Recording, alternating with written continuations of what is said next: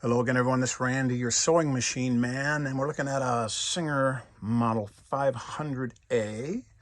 And the reason we're looking at this particular one is we got a request from, let's see, at SHEEYORE1302. I guess that's Eeyore 1302 because her lid came off and she wants to put it back on.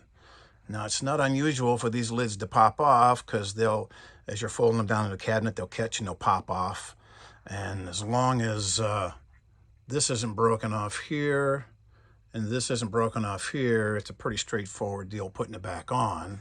So I'm going to show you how to do that real quick. I told her in the comments, do this, do that, but I realized telling somebody how to do something and then actually illustrating it, completely two different things. So the first thing you want to do is take the two screws out of the top that hold this on. I've already taken the one on the right out, so now I got to take the one on the left out, and I've left that one in so the door would snap like that. Different size screwdrivers are critical. I have so many different kinds of screwdrivers. It's in the hundreds. Length, width, handles, points, because there's different applications.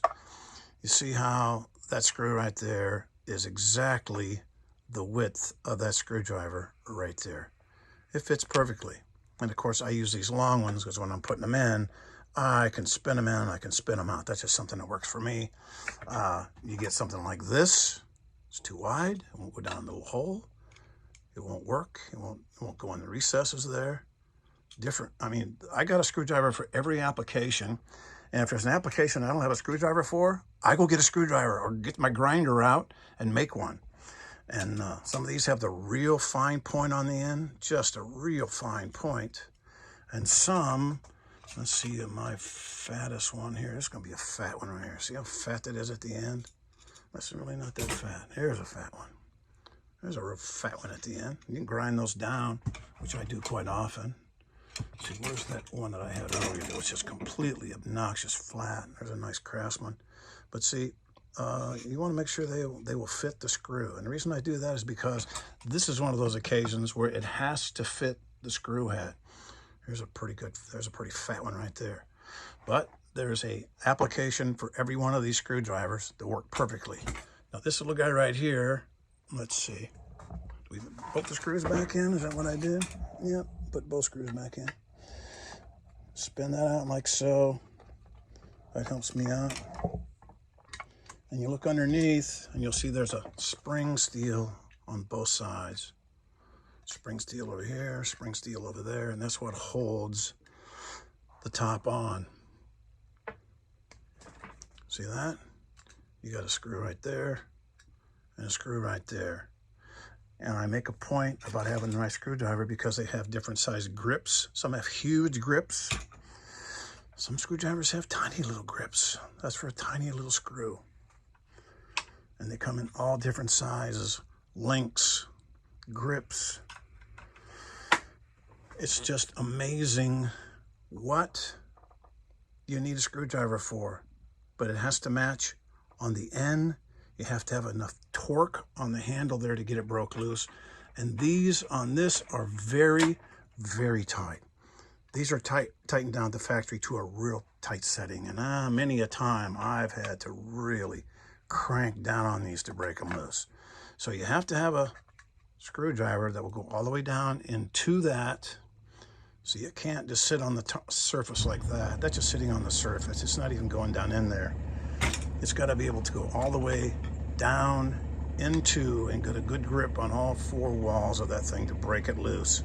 Or what'll happen is you'll just compromise it and round it out, then you won't be able to get it off. So make sure you have the right screwdriver that will fit down inside of that. See, that won't even go down in there. It's too fat. It won't go down in there.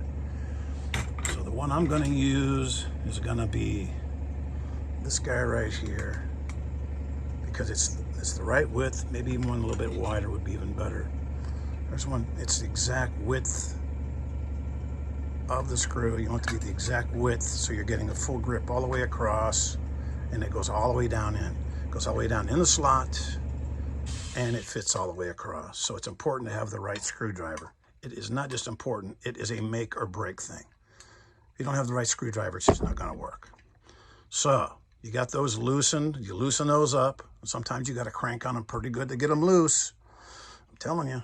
So you get your lid, you see, well, it's going to go back on like so, right? Like so. So that gives you an idea what you're going to have to do when you get under here, which side goes to what. So you know this guy goes under here. Get those out of the way. Swing them out of the way if you want to. I wouldn't take them off. Got to get them rethreaded. This one up here swings under there. So you make sure that each one of these springs is sitting on top of the little pen. You'll see the pen. It'll be sitting on top of it. I'm trying to make this harder than it really needs to be because of the goofy camera. It takes me about 2 seconds to do this, but doing it with the camera is a whole different process.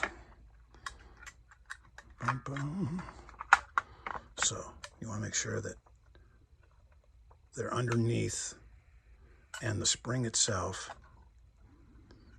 one side is pushing on the painted part, the other part is sitting on the pen part. And over here the same thing. You just have it sitting on the pen part itself, and it's hinging back and forth like so. So with it hanging down, I'll get a long screwdriver and I'll put it in the slot. Let me choke up on the bad a little bit here. And I'll tighten it down,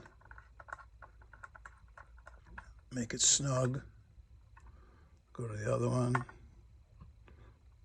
tighten it down, make it snug.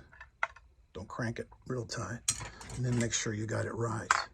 By doing that, you turn it around, make sure it lifts, make sure it's in there lined up properly. And then you come back with your Mojo screwdriver and you just crank it really tight. As tight as you can get it. And then that puts the pressure on it. So it will stay up when you put it up. And it snaps up and down. That extra little bit of oomph gets it to go up and click into place, and then go down and click into place. So just a matter of getting those screws broken loose, having the right screwdriver. Which one is it gonna be? Every one of these has a different handle. Every one has a different point.